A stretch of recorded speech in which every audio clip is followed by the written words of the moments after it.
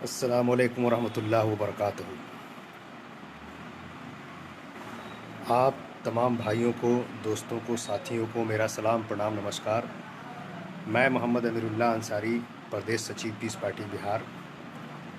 मैं आज आप लोगों का वक्त थोड़ा सा ज़्यादा लूँगा, इसलिए कि मैं आज मेरे लाइव होने का मकसद है कि हमारे पीस पार्टी के राष्ट्रीय अध्यक्ष डॉक्टर अयूब सर्जन साहब को उत्तर प्रदेश की पुलिस ने जिस तरह से बिला वजह, बिना मतलब, बिना किसी सूचना के, बिना किसी तरह के नोटिस के, जिस तरह से संविधान को ताक पर रखते हुए, कानून को दांव पर लगाते हुए, जिस तरह से डॉक्टर अयूब साहब को उत्तर प्रदेश की पुलिस ने गिरफ़्तार किया है, ये अपने आप में एक निंदनीय, एक जो है शर्मनाक घटना है, जिसको जितनी भी निंदा की जाए कम है।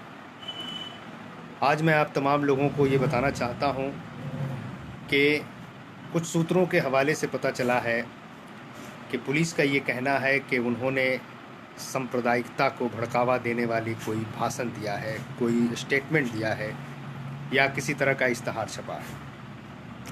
लेकिन पुलिस प्रशासन अभी इस बात को ये सामने नहीं कर रही है कि वो कौन सी बात है, वो कौन सा स्टेटमेंट है जिसकी वजह से पुलिस प्रशासन को ये लगा कि ये समाज में नफ़रत फैलाने वाली बात बोले हैं, समाज में भड़काऊ बात बोले हैं, ये समाज भड़क सकता है, समाज में नफ़रत फैल सकती है। इस तरह का कोई स्टेटमेंट अभी तक पुलिस प्रशासन की तरफ से सामने नहीं किया गया। मैं आप लोगों को सिर्फ ये बताना चाहता हूँ कि ये दोहरी नीति, ये सरकार की दोगली नीति जो है, ये सिर्फ़ और सिर्फ उन लोगों के लिए है जो लोग कमज़ोर हैं, जो लोग अपनी बातों को बेबाकी से रखते हैं, जो सच बोलते हैं, सच का साथ देते हैं, सच की आवाज़ उठाते हैं।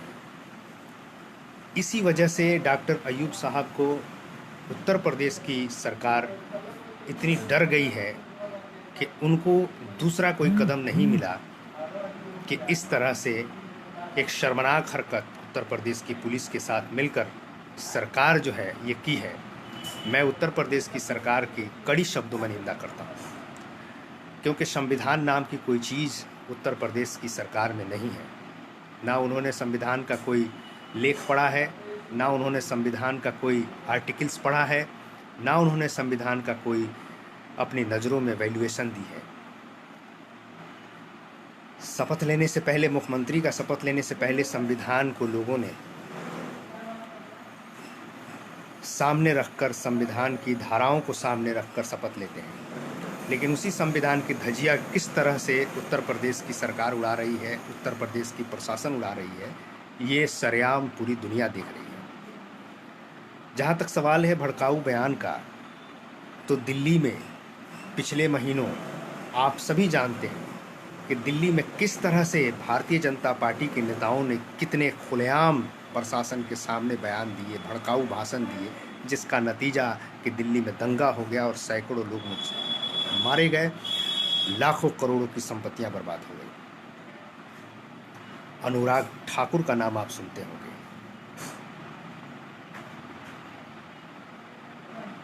ये क्या है?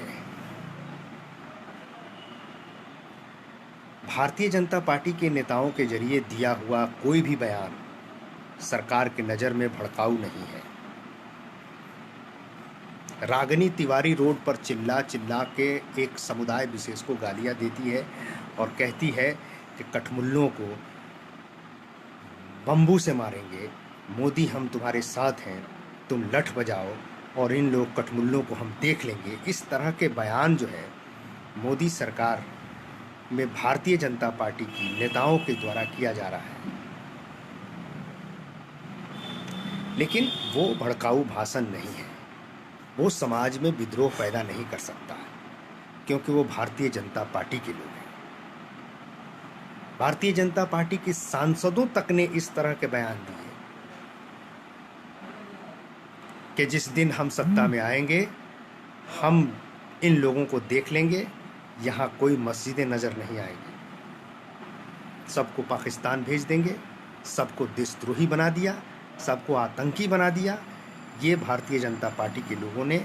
लेकिन इसके ऊपर ना ही तो नरेंद्र मोदी की सरकार ने कुछ कहा और ना ही योगी आदित्यनाथ की सरकार ने कुछ कहा, और ना ही दिल्ली में बैठे अरविंद केजरीवाल जो सेकुलर नेता अपने आप को बनते हैं उन्होंने कुछ कहा। मगर डॉक्टर अयूब साहब ने एक इश्तहार छपवाया और इश्तहार में ऐसी कोई बात नहीं है जिसकी वजह से उनको जो है समाज में वो भड़काऊ धार्मिक भावनाओं को फैलाने का इल्ज़ाम लगाकर उन्हें जेल कर दिया गया। ये सीधा सीधा इल्ज़ाम एक बेबुनियाद है जिसकी मैं मजम्मत करता हूँ, और पूरे बिहार की यूनिट पीस पार्टी के पूरे प्रदेश की जितने भी कार्यकर्ता हैं, जितने भी लोग हैं, इसकी कड़ी शब्दों में निंदा करते हैं। मैं प्रदेश सचिव होने के नाते मैं उत्तर प्रदेश की प्रशासन और सरकार की मैं कड़ी शब्दों में निंदा करता हूं, और ये मांग करता हूं कि उत्तर प्रदेश की सरकार संविधान को दरकिनार न करे, संविधान को देखे, पढ़े, और किसी को इस तरह से गैर संवैधानिक तरीके से किसी को अरेस्ट करके जेल में बंद कर देना ये बंद करे। ऐसा नहीं कि संविधान उनके दबाने से दब जाएगा और उनके ख़त्म करने से मिट जाएगा। संविधान जब तक दुनिया है तब तक हिंदुस्तान का संविधान रहेगा, और ये भले ख़त्म हो जाएंगे। ये सरकार 5 साल के लिए आती है, संविधान हमेशा के लिए बना है।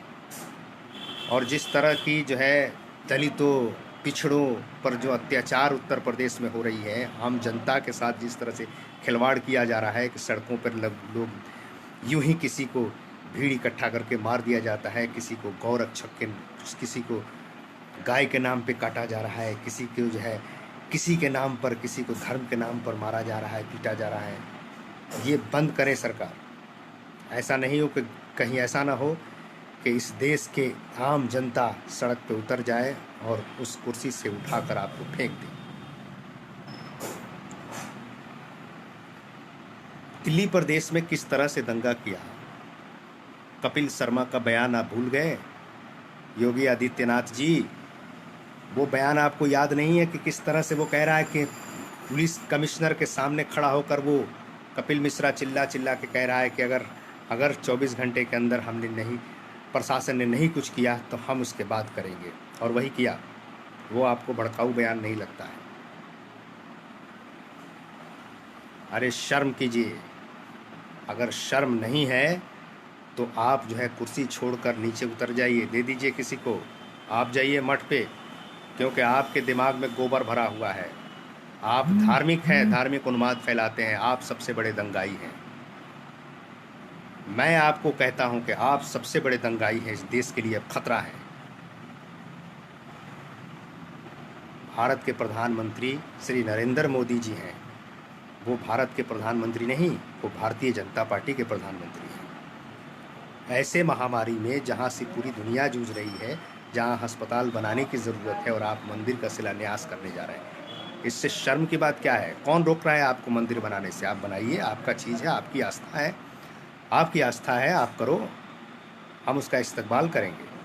लेकिन ऐसी सिचुएशन में जो आप कदम उठा रहे हैं, ये अपने आप में शर्म की बात है।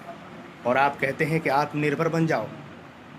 5 राफेल आपने क्या लाया कि आपके भक्तगण और मोदी गोदी मीडिया जो इस तरह से तांडव मचा के रखे हुआ है, जैसे लग रहा है कि आपने खुद उसको बनाया हो। दूसरे देश से बना हुआ चीज़ खरीद कर लाए, 500 करोड़ के सौदे को 1600 करोड़ में किया और अपने आप को 30 मारखा बन गए। पुलवामा में 40-42 जो है हमारे जवानों को शहीद करा दिया, गलवान घाटी में 20 जवानों को शहीद करा दिया, और अपने आप को 30 मारखा 56 इंच का सीना लेके दौड़ते हैं। बेवकूफ़ समझ रखा है लोगों को आपने। देश का 130 करोड़ जनता की बात करते हैं, लेकिन आपका मुद्दा जो है हिंदुत्व का रहता है। देश का 130 करोड़ जनता की बात करते हैं, कोरोना के लेकर आपको कोई एक्शन नहीं लिया। 1000 से बढ़कर 12-15 लाख के आसपास कोरोना पहुंच गया। ताली थाली और दिए जलाने के सिवा इसके अलावा आपको कुछ नज़र नहीं आया। आपने देश की संपत्ति को बेच दिया, रेलवे बेच दिया, LIC बेच दिया, एयर इंडिया बेच दिया और अपने आप को आत्मनिर्भर बनने चले हैं। 5 राफेल लेके आए, पाकिस्तान की नींद हराम कर दिए, चाइना को अकल दिखा दिए, सब कुछ अखबारों में, मीडिया में। अरे कुछ तो शर्म कीजिए, आपको शर्म नहीं आएगी, आप जैसे लोगों को शर्म नहीं आती है। मैं उत्तर प्रदेश की सरकार को कहता हूँ, गेरुआ वस्त्र पहन के मुख्यमंत्री की कुर्सी पर आप बैठते हैं, मालूम होता है आपको, पता है मुख्यमंत्री किसको कहा जाता है, कैसे राज्य चलता है। एक तरफ कुर्बानी के लिए आपने बैन लगा दिया, कुर्बानी नहीं होना चाहिए, वहाँ कानून पर कानून बनाए जा रहे हैं, और दूसरी तरफ रक्षाबंधन के लिए दुकानें खोल रहे हैं। ये दोगली नीति कैसी है? मैं ये नहीं कहता हूँ कि आप रक्षाबंधन के लिए दुकानें न खोलें, खोलिए, लेकिन तमाम लोगों के लिए खोलिए। उस राज्य में सिर्फ एक ही तबके के लोग नहीं हैं, सभी धर्म के लोग हैं, सभी धर्मों को आज़ादी दीजिए, अगर देना है तो, नहीं तो सबके लिए बैन लगाइए, सबको पाबंदी में रखिए। सरकार का मतलब ये होता है, घर का मुखिया का मतलब ये नहीं होता है कि एक को दिया दूसरे को नहीं दिया, बराबर का हक सबका होता है, बराबर देना पड़ता है। क्या कसूर है डॉक्टर अय्यूब साहब का, जिसको आपने बिना सूचना के जिस तरह से एक तांडव मचाते हुए प्रशासन जो है उनकी क्लिनिक से उनको उठा के ले गई, और आप कहते हो कि वो आने वाली भाषण दिए हैं, बयान दिए हैं। कपिल मिश्रा नहीं याद आता है आपको, अनुराग जो है ठाकुर नहीं याद आता है, उसके बयान में आपको जो फूल माले और जो है गुलदस्ते लेके चलते हैं। रागिनी तिवारी चिल्ला चिल्ला के मुसलमानों को गालियाँ दे रही है, एक समुदाय को टारगेट कर रही है, वहाँ पे आपको शर्म नहीं आती और वहाँ दिखाई नहीं देता। साक्षी महाराज बोलते हैं, वहाँ दिखाई नहीं देता है। प्रज्ञा ठाकुर बोलती हैं, वहाँ दिखाई नहीं देता है। मगर आपको दिखाई जो देता है वो सिर्फ वो कि एक विशेष को टारगेट करना है, उसको टारगेट करना है। शर्म आनी चाहिए उत्तर प्रदेश की सरकार को और उत्तर प्रदेश की प्रशासन को। एक मुजरिम पकड़ा नहीं जाता और बकरे को पकड़ के आप कहते हो कि हमने बहुत बड़ा तीर मार लिया। आप किस तरह के देश को किस दुनिया में ले जाना चाहते हैं, किस समाज में लेना चाहते हैं? भारत को दुनिया के नक्शे में कहाँ ले जाना चाहते हैं? मैं बहुत ज़्यादा कुछ कहना नहीं चाहता हूँ। मैं भारत के प्रधानमंत्री से और उत्तर प्रदेश के मुख्यमंत्री से मैं अपील करना चाहता हूँ, मैं गुजारिश करना चाहता हूँ कि आप अपने ज़हन को ठीक करें और किसी भी तरह से अनर्गल इल्ज़ाम लगाकर किसी निर्दोष को फंसाने की कोशिश न किया जाए और उसे बरी किया जाए। डॉक्टर कफील खान के साथ आपने जो बर्बरता किया है उसके लिए आप पूरी दुनिया में हास्यास्पद बन चुके हैं। डॉक्टर अय्यूब साहब के साथ वही सलूक आपने किया है जिसके लिए आपको जो है पूरी दुनिया में थू थू हो रही है, और अपने आप को आप समझ रहे हैं अठधर्मी बनकर आप जो राजनीति कर रहे हैं उसको बंद कीजिए, नहीं तो एक दिन आप ही के लोग आपको कॉलर पकड़ के आपको कुर्सी से बाहर फेंक देगा। फिर आपको जो है सर छुपाने के लिए जगह नहीं मिलेगी। मैं अपने तमाम दोस्तों के साथ, मैं सभी साथियों को मैं एक बार फिर से ये गुजारिश करना चाहता हूँ कि शांति बनाए रखें, किसी भी तरह के भेदभाव जो है, किसी भी तरह का कोई भी ऐसा काम न करे जिससे समाज में किसी तरह से विद्रोह पैदा हो। संवैधानिक तरीके से हमारे पास जो हक अधिकार है उसकी लड़ाई लड़ें, और हम अपनी प्रोटेस्ट जो है अपने राष्ट्रीय अध्यक्ष के लिए करें, और सरकार प्रशासन से डिमांड करें, मांग करें कि उस पर उनको जल्द से जल्द रिहा किया जाए, और फिर आगे किसी भी तरह के किसी निर्दोष को बर्बरता से या किसी भी तरह से गैर कानूनी, गैर संवैधानिक तरीके से अरेस्ट न किया जाए। जय हिंद, जय भारत।